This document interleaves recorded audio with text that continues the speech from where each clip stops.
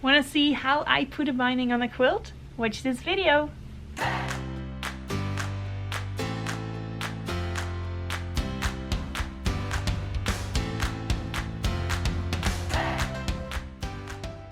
Hi there! Welcome to a new video on the Sugaridoo channel. My name is Irene and today I am going to finish the pencil quilt that I started a few weeks ago.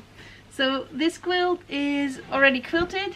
A few videos ago I showed you how I made the top and then I also quilted it with some very simple lines which gave a really nice result.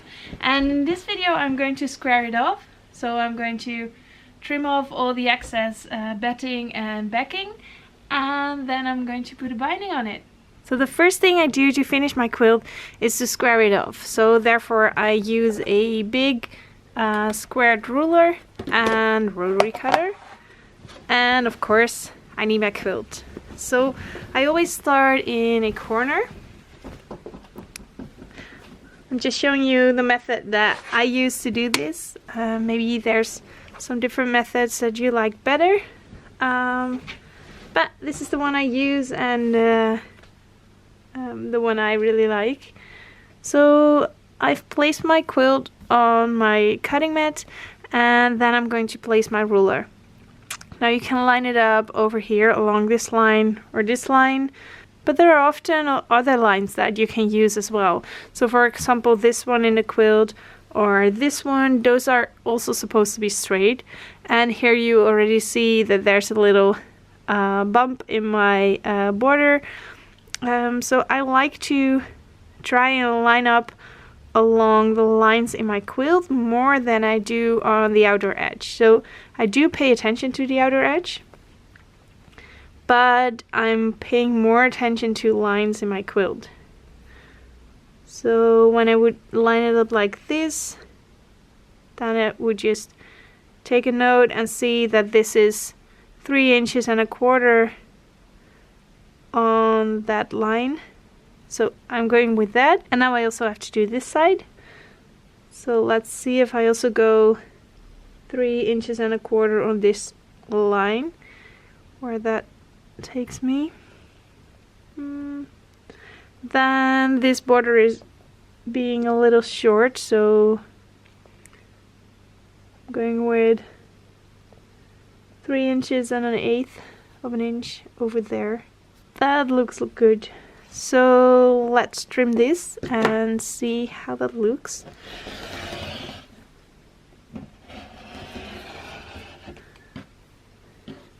There we go.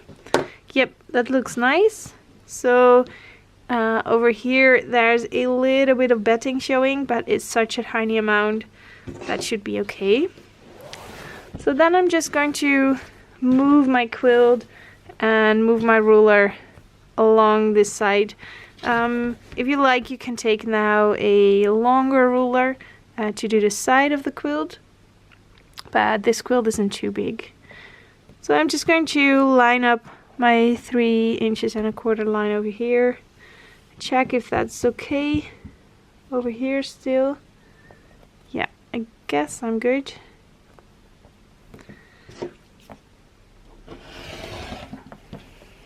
Yeah, that looks perfect. So the reason why I'm not only lining up with the outside edge of my quilt is because due to quilting, there could be a little difference in the width of your quilt, or with my border I might have some pieces sticking out at the corners of the quilt. So I just prefer looking at the lines in the quilt itself. There we go. And then the final corner. Let's turn the quilt. So like you can see here, I didn't really pay attention to the side of my border. So that's why I'm not want to line it up with that line, because and that's more unsteady than than this one. So let's see how this goes.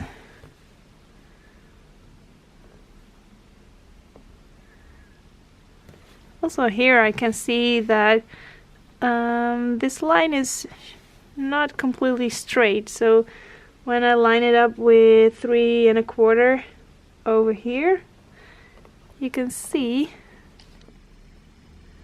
let me show you. You can see here that this line is not straight. So that means that the line on my border, this is also shifted. So this is higher than this point. This point over here is higher than this point. So my border was moving up a little bit, but that's no problem at all. It's all made by hand, and things like this show that just a little bit extra, but when the quilt is finished, nobody will notice. But what I want to do is I won't shift my ruler to match that line. I will just continue following this line. So also lining it up on this side. So I've lined it up on the seam over here, and then I've lined it up on the seam over here, and then this seam is going in a different direction, but that is okay.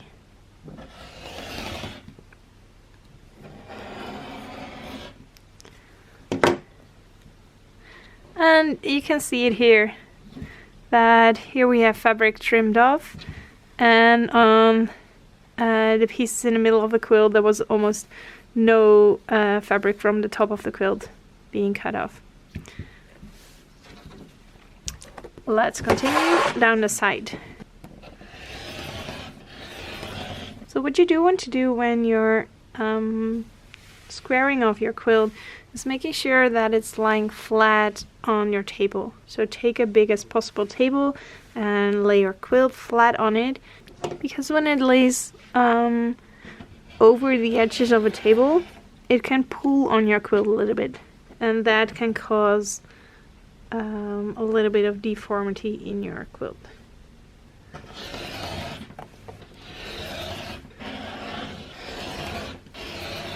And in this final trim, I'm just going to meet this cutting line with this cutting line. Oops, they're just a bit further apart than the width of my ruler. So let's take a bigger ruler.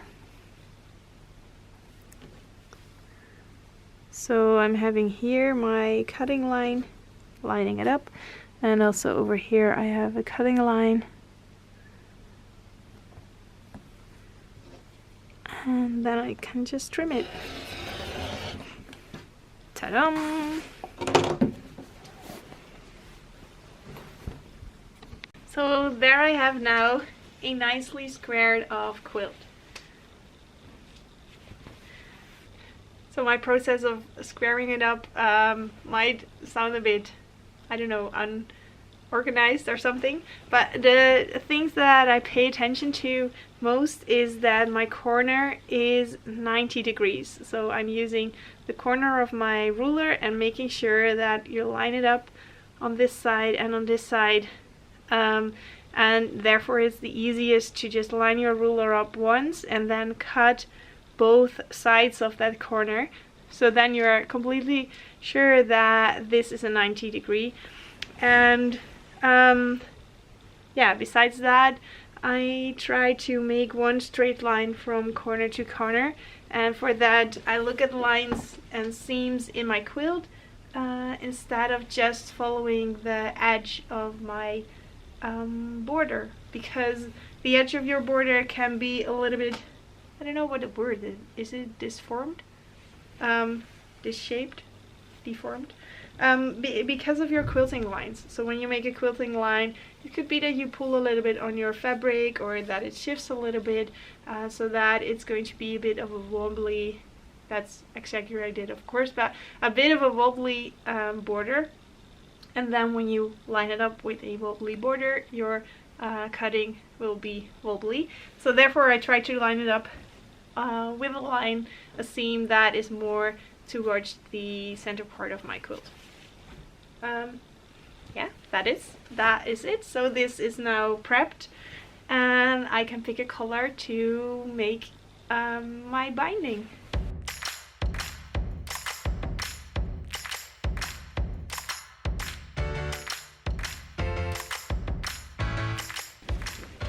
Found it! I am going to put a stripy binding on the quilt. I think most of the colors from the quilt come back in this fabric. There's pink and green and orange, blue, and I love stripy bindings on a quilt, and it's going to be a children's quilt, so it's supposed to be happy and fun. So I guess stripy binding is happy and fun. Let's go with this. Stripy fabric is awesome for binding. I really like how it looks, and the binding strips are going to be in this direction, so you see all the little stripies on your binding. So I'm doing 5cm strips for my binding. I really like the width of that. It makes my binding nice and snug around the edges of my quilt. Yeah, I just really like it. But you could do a little bit wider or a little bit smaller, I guess. Just what your preferences is. If you've never binded a quilt, just pick a width and try it out. And most important, remember and write it down what you tried and if you liked it or not. And if you didn't like it, then try on your next quilt a different size of binding. There we go. I've cut 5 strips. I think this should be enough for my quilt. Nope, just measured it, and I'll go for 6 strips.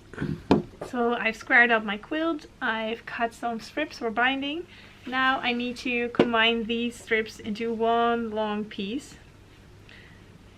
And I think there are 2 ways to do it. You can just place your strips on top of each other like this and sew through it, but I like to place them like this, so the strips make an angle, and then sew diagonally from this corner to there. So when it's finished, let me first sew it.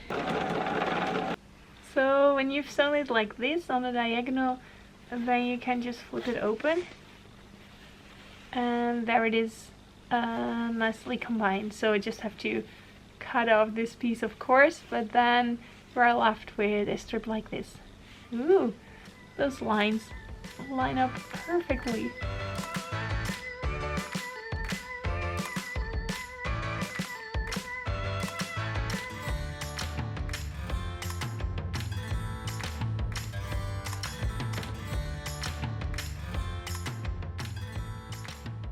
All nice and cut, so now let's give this a press.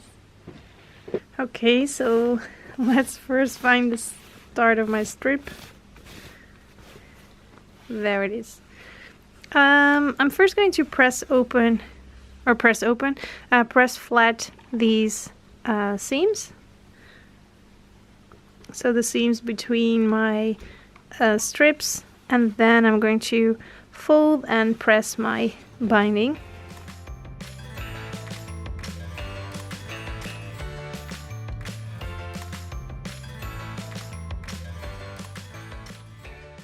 There we go, all the seams are pressed. Now I'm going to fold my binding in half and press it flat.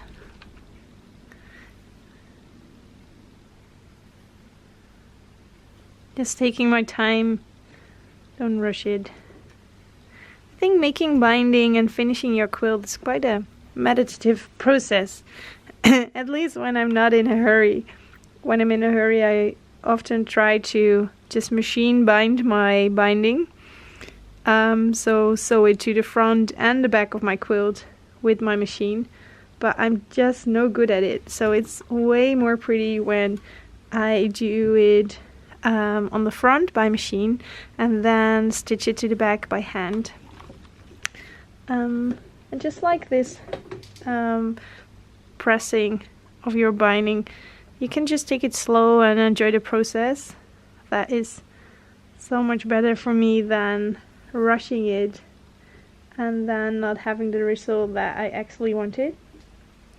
And I have quite some quilts that I finished before a show or before I went to a craft fair, and I just needed to finish it. And then I did the binding by machine on both sides, and it's just not as pretty as when I do it by hand.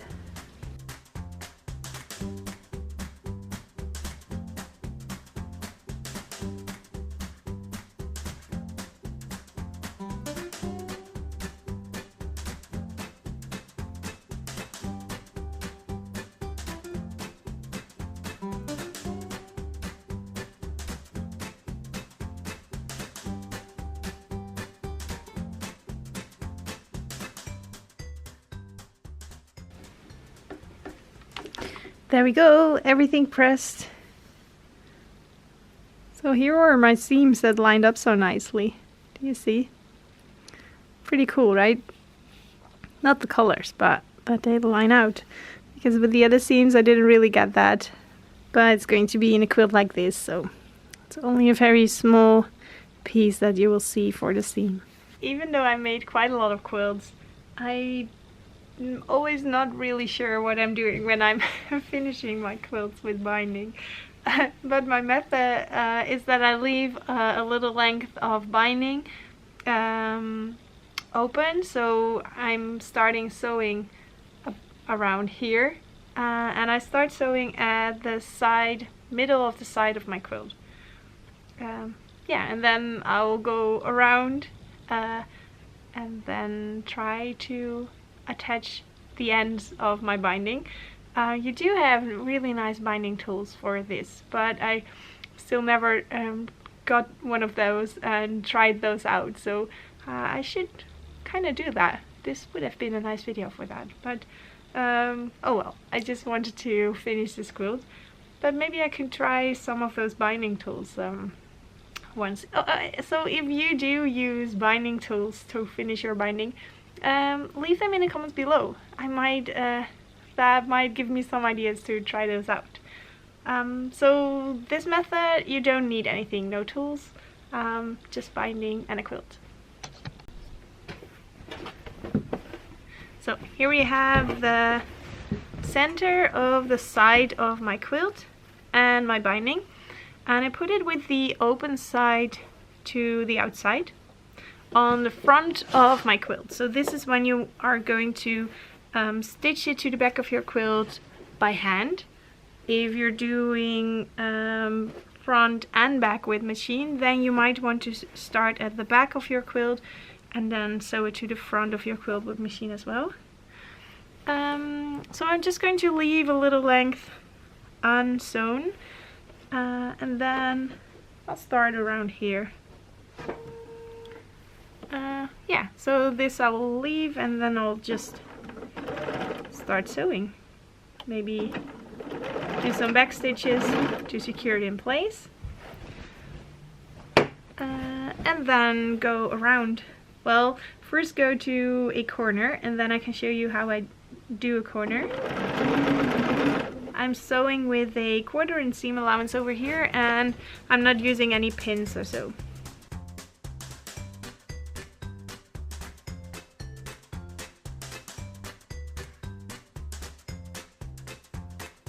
So now I'm almost at the corner of my quilt, and then I'm going to put my machine in needle down position, or you just want to end with your needle down. I think that's the easiest for me to turn it and keep everything in place. So here we have my needle that is down in a 1/4 inch from this side. So 1/4 inch from this edge, I've put my needle down, so I came from this direction, sewing, sewing, sewing, and then stop at a 1/4 inch before the end. And then I've turned my quilt, and now I'm going to position my binding again. So I want to start sewing in this direction. So I wiggle my binding until I have a little flap that folds all the way to this edge of the quilt. So there it is. So now I'll just bring my needle up and and down again, and then it's on the top of my binding instead of underneath the fold. Yeah, then I just start sewing again. I'll just make some stitches and then I'll show you how that looks. So here you can see what I just did. I was sewing from this direction up to here, and then I've put my needle up and down again, and then I started sewing here. So when we will turn this over to the back of the quilt, you will get a nice little fold over there. Yeah, so that's how I do it, how I make a corner in my binding. There we go again. I've sewn all the way up to the next corner, and I've just put my needle in needle down position. So let's sew to this side and then stop at about 1/4 of an inch towards the end. Now time to turn my quilt.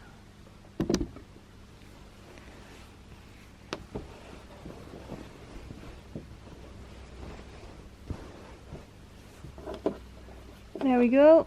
I will put my foot up, and then place the binding on this side, and then create that little flap again. There we go. Then my needle up.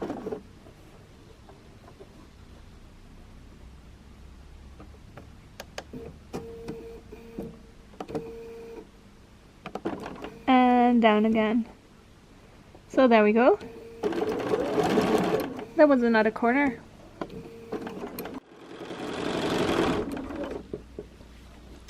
So now I've finished my final corner. My binding pieces are meeting. So this was the start of my binding and this is the end. And I have to sew these two together. And what I do is I simply trim off my binding. And I eyeball it a little bit. So I'm just going to take some scissors. And normally I would just do it in the middle, but I have a seam already over here. So I'm not sure if that's such a good idea. No, I'm just going to take it a little bit closer to this side. Yeah, and then I trim it off. And now I also need to trim this off. So when I'm going to sew together these strips, my seam would be about here, so 1/4 inch from the red end of the binding. So the seam is also going to be here. So these two are going to match up, so there's going to be the seam. So this is going to be like this inside there. So that means that I have to cut 1/4 inch from this mark over here. So I'm just going to cut over here. So scary to cut your binding. Yeah, but this should do it. So now I need to sew this together. There we go. I'm just going to take my two pieces and pin it together because there's a little bit of tension on it because your binding is attached to two sides of the quilt. So for this I just like to put a little pin in there, keep everything in place when I go to sew it. There we go. So as you can see, what I did was just unfolding my binding and taking some pins to pin it together. Now I can lay it flat and just sew these together.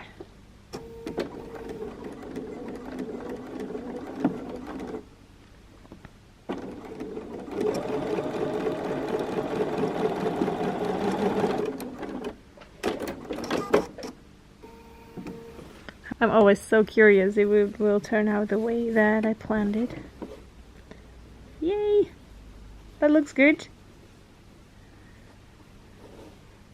Now I just look at the length of the binding that's left over, so I still need to sew this to the quilt, but the sizing looks good. Okay, so now I can just attach it. The final piece.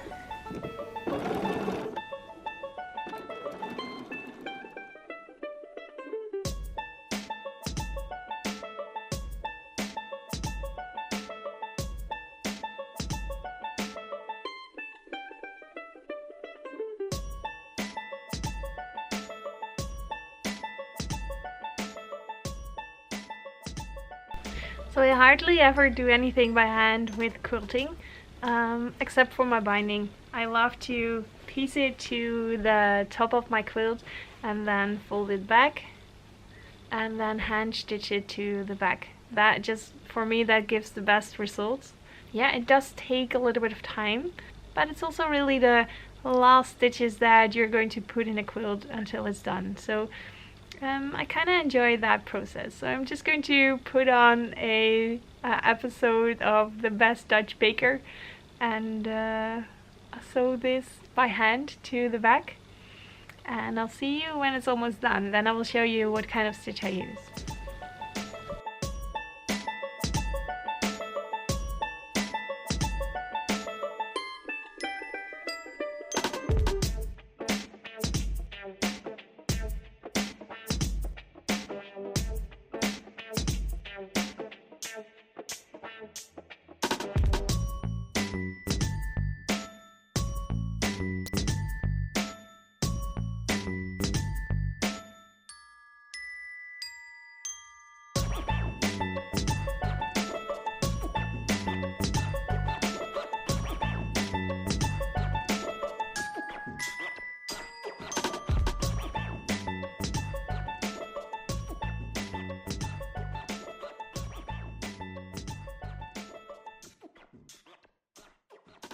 So I'm moving closer towards the corner of my quilt, and I thought I'd show you here what kind of stitches I'm making. Let me zoom in a little bit. There we go. So I use some wonder clips to put my binding down, and you can use a lot of them and put them along your binding, but I mostly use just a few, and then every time I come close to a clip I will just move it along the binding. So here I have my needle and my binding, and the stitch that I'm making looks like this. So I'm going in and out on my quilt, and then I'm going in and out on my binding. So I move in and out on my quilt, and then I move in and out in my binding. So that's the stitch that I'm making, and every few stitches I'll just pull on my thread and make a extra stitch over here, so to secure my previous stitches in place. So in and out on the quilt, in and out on the binding, in and out on the quilt,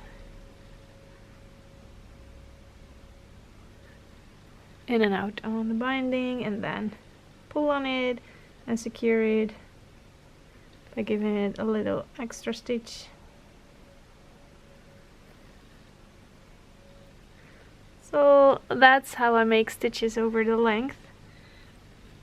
And then I'm coming up towards the corner. So let me just continue until I reach the corner.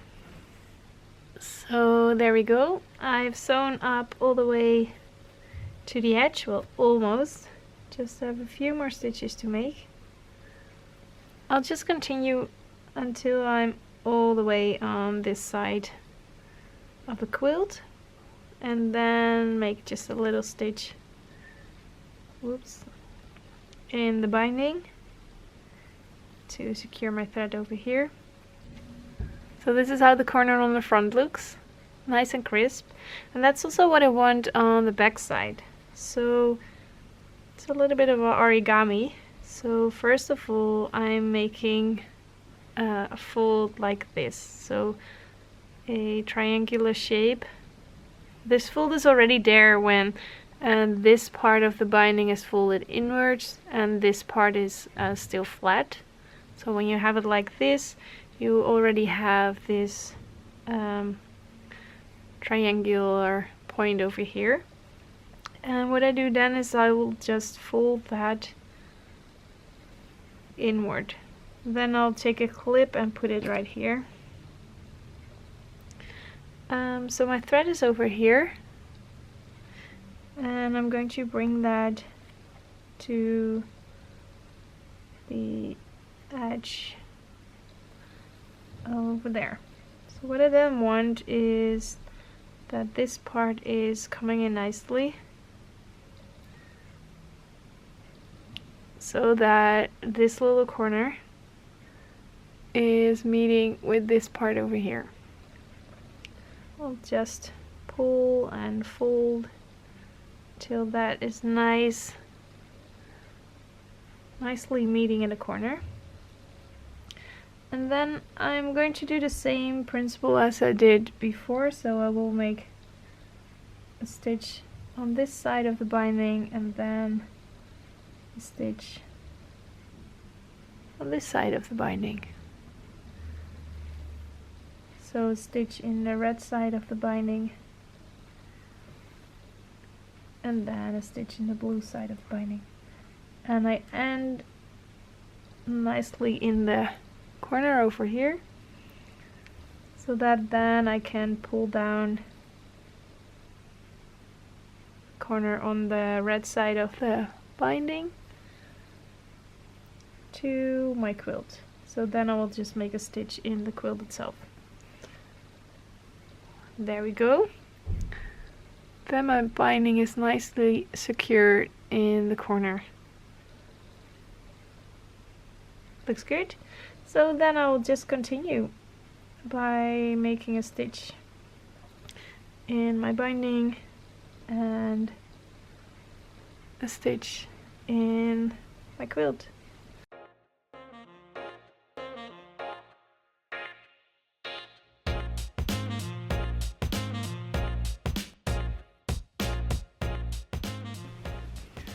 Oh, and when I fold it, I kind of take my fingers to press this all the way open. So on the back side of my quilt, I will use my fingers. You see the lift in the binding there? So I will just use my fingers to press the binding flat on that side and then fold it. Because now it looks really short, but when you use your fingers to just make that seam flat, so pull it towards you and then flip it over, and then when you place a clip every now and then, your binding will lie perfectly flat.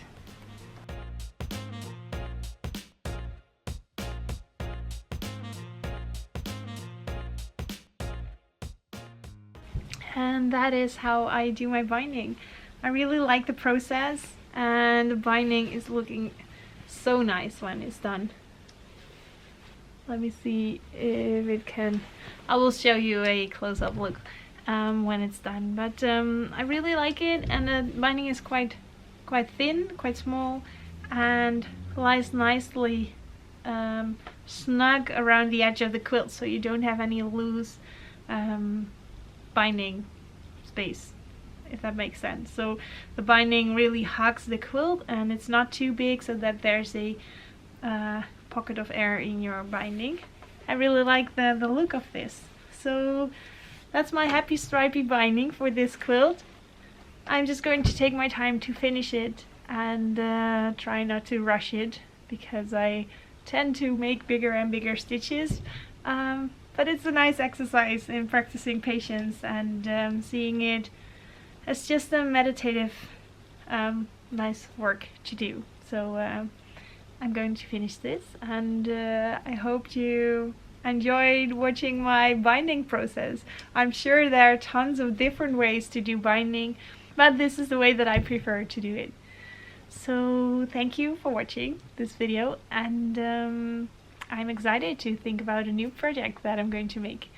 Thank you so much for watching. Thank you so much for supporting my channel. If you want to support me, you can always buy me a cup of tea, or a cup of tea with cake. I'll put a link down in the description below if you want to. I really appreciate it. That's it. See you next week. Bye!